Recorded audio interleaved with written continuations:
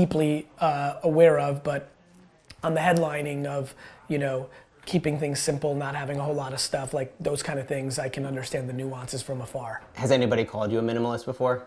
No, but it's funny that you just said that. Like, I understand that about me in some weird way.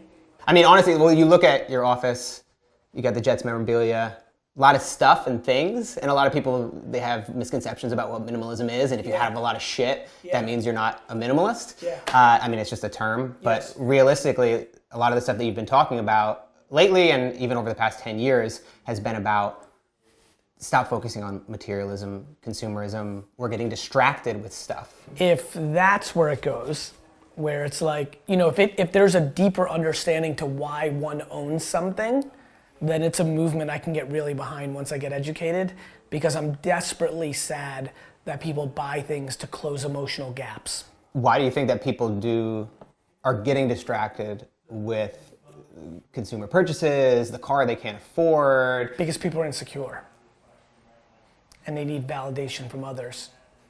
And I think they use items to get validation from others. I really do. I think when I think about anything I buy, it's 100% for me. Even all the tchotchkes, the thrill of finding them at a garage sale, or like the one thing I actually buy that I think is silly is like custom New York Jets jerseys, but it's so for me. And I'm happy that I don't buy things for other people's opinions, but I think most people do. I just watched last night your Melbourne talk that you gave. I believe it was Maybe past 6 months winter. ago, yeah. And you were talking about you were essentially encouraging 30 to 40-year-olds to downsize, move back with the parents. Where does that come from? There's something very in the air that is manifesting to me that's clear, which is we have a lot of people out there that really pretty much live their lives based on other people's opinions. And I just know that right now somebody's listening or watching who overextended themselves and owns things they can't afford, actually desperately loves their parents.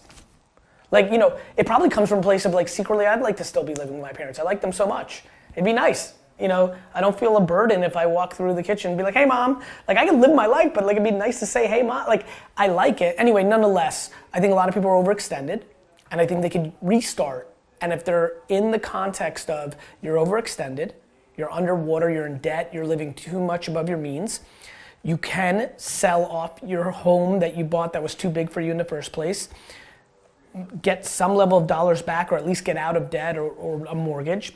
Move back in with your parents, which is if you're not worried about your high school friends or your coworkers saying, oh, I'm sorry that you moved back in with your parents. If you can deal with the stigma, well then that's probably a nice way to save some, first of all, again, plenty of parent and children relationships are not great, but plenty are amazing.